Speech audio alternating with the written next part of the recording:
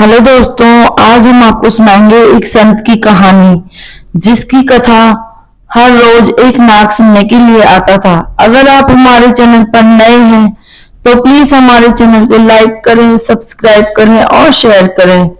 प्राचीन समय की बात है, एक संत थे जिनकी कथा हर रोज एक नाग सुनने के लिए आता था। वहां पास के गांव में एक ब्राह्मण अपने परिवार के साथ रहता था। उनके परिवार में उसकी पत्नी और एक लड़का था। वह बहुत गरीब थे। उनके हालात यह थे कि कभी-कभी उनके पास खाने के लिए भी नहीं होता था। ब्राह्मण की पत्नी बहुत तेज और चालाक थी। वह रोज ब्राह्मण को भिक्षा मांगने के लिए कहती थी, लेकिन ब्राह्मण उसकी बात पर ध्यान नहीं देता था और घर में बैठा प्रभु का नाम जपता रहता था।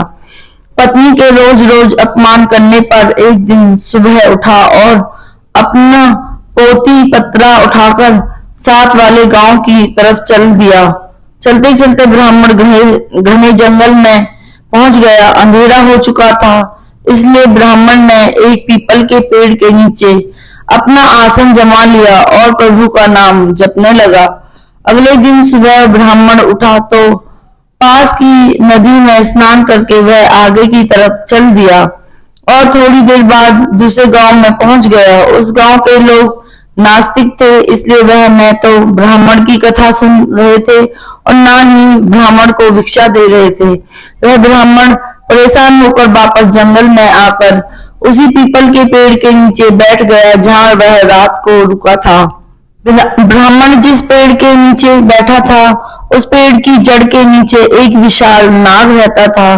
ब्राह्मण ने सोचा कि मेरी कथा तो कोई भी नहीं सुनता, इसलिए मैं पीपल के पेड़ को ही अपनी कथा सुना देता हूँ। और ब्राह्मण अपनी कथा सुनाने लगा। जैसे ही ब्राह्मण ने अपनी कथा खत्म की, उसी समय पेड़ के नीचे बिल में से एक काला नाग निकला और ब्राह्मण को एक सोने की असरफी देकर बोला, तुम रोज आकर मुझे कथा सुनाया करो, मैं रोज तुम्हें एक सोने की असरफी दिया करूंगा। ब्राह्मण ने उसकी बात मान ली। नाग ने ब्राह्मण से वचन लिया कि तुम यह बात किसी को नहीं बताओगे और तुम्हारे सभी दुख दर्द भी दूर हो जाएंगे। अब ब्राह्मण का रोज का नियम बन गया। वह रोज सुबह उठता और अपनी पोती पत्रा लेकर उस पीपल के पेड़ के नीचे पहुंच जाता और वहां बैठकर कथा सुनाता। कथा समाप्त होने पर नाग बिल से बाहर आता और ब्राह्मण को एक सोने की असरफी भेंट करता। देखते देखते ब्राह्मण खूब धनवान हो गया। यह देखकर गांव वालों में चर्चा होने लगी कि ब्राह्मण के पास इतनी धन संपत्ति कैसे आ गई। लगता है जरूर यह कोई गलत काम करता है।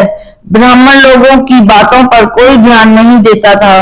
वह नियम से अपना काम करता रहता था। एक दिन गांव की कुछ औरतें ब्राह्मण के घर आईं और उसकी पत्नी से पूछने लगी कि तुम इतने धनवान कैसे हो गए? आपके पति रोज कहाँ जाते हैं? उनकी कथा रोज कौन सुनता है? औरतों की बातें सुनकर ब्राह्मण की पत्नी के मन में भी संदेह हुआ। ब्राह्मण जैसे ही घर में आया, उनकी पत्नी ने पूछा कि आपको यह धन कहाँ से मिलता है? ब्राह्मण ने उसकी बात सुनकर कहा, तुम्हें इससे क्या लेना देना? यह कहकर ब्राह्मण ने उसकी बात को टाल दिया। ब्राह्मण की पत्नी को पति की बात सुनकर और ज्यादा संदेह हो गया और वह ब्राह्मण से लड़ने लगी। उसने ब्राह्मण को सब कुछ बताने के लिए मजबूर कर दिया। ब्राह्मण ने नाग की सारी बात बता दी, जिस वजह से उसकी पत्नी के मन में लालच जाग गया और उसने ब्राह्मण के खाने में नशे की दवा मिला दी। अपने बेटे से बोली, बेटा पीपल के पेड़ पर जाओ और उस नाग को मारकर उसकी सारी संपत्ति ले आओ। ब्राह्मण का लड़का पोती पत्रा लेकर वहां गया और पीपल के पेड़ के आगे बैठकर कथा सुनाने लगा। कथा पूरी होने पर वह नाग बाहर आया। उसने सोने की असरफी देने लगा। तभी लड़के ने कुल्हाड़ी से नाग पर वार कर दिया, जिससे नाग की पूंछ कट गई। नाग ने पलटकर लड़के को डस लिया, जिससे लड़के की मौत हो गई। उधर जब ब्राह्मण उठा तो उसने देखा कि उसका पोती पत्रा गायब है। उसकी समझ में आ गया कि जरूर कोई गड़बड़ है। ब्राह्मण जल्दी से पीपल के पेड़ के पास गया। उसने देखा कि वहां उसका लड़का मरा हुआ पड़ा है। ब्राह्मण को देखकर नाग बिल से बाहर आया और उसको बोला कि मैंने तुमको कहा था कि सोने की असरफी की बात तुम किसी को नहीं बताओगे। तुम्हें पुत्र की मौत का दुख है तो मुझे मेरी पूंछ कटने का दुख है। मैं तुम्हें श्राप देता हूं कि तुम्हारी जो संपत्ति मेरी वजह से बनी है वह सब खत्म हो जाएगी। ब्राह्मण अपना सिर पीटता हुआ पुत्र की लाश लेकर वापस घर आ गया और अपनी पत्नी को बोला कि देखा तुमने, तुम्हारे लालच की वजह से हमने अपना इकलौता पुत्र गवा दिया और हमारी सारी संपत्ति भी नष्ट हो गई। उसकी पत्नी भी रोती रह गई। दोस्तों, लालच एक दलदल है। लालच व्यक्ति को विनाश की तरफ ले जाता है। इसलिए जीवन में कभी भी लालच नहीं करना चाहिए।